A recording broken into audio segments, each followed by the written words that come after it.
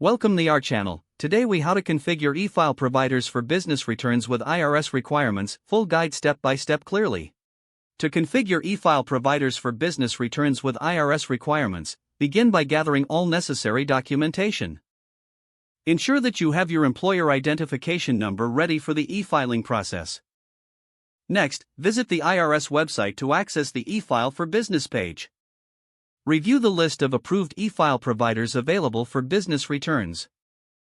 Select an e-file provider that suits your business needs and ensures compliance with IRS regulations.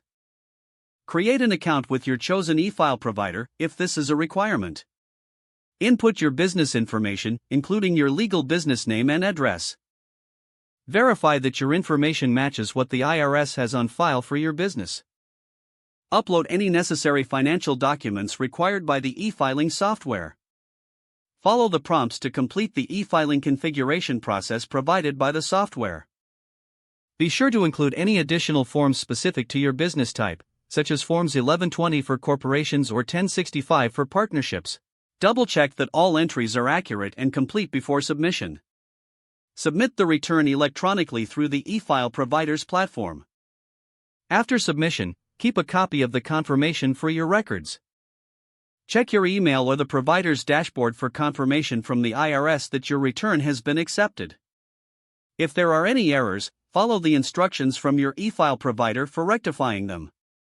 Finally, keep a record of all communications and confirmations for future reference.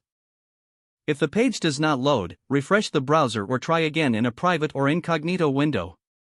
Make sure you are using the correct email address, then retype it carefully to avoid small typos.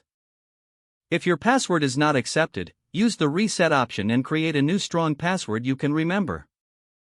Check your spam folder for verification or security emails, then complete any requested confirmation steps. Enable two-factor authentication if available to improve account security and reduce unauthorized access risk.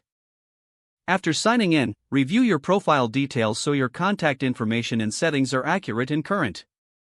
If you see an error message, note it down and try again after restarting your device and internet connection. Log out when you finish, especially on shared devices, to keep your account and payment information secure. If the page does not load, refresh the browser or try again in a private or incognito window. Make sure you are using the correct email address, then retype it carefully to avoid small typos. If your password is not accepted, use the reset option and create a new strong password you can remember. Don't forget to like this video and subscribe to our channel for more step-by-step tech guides.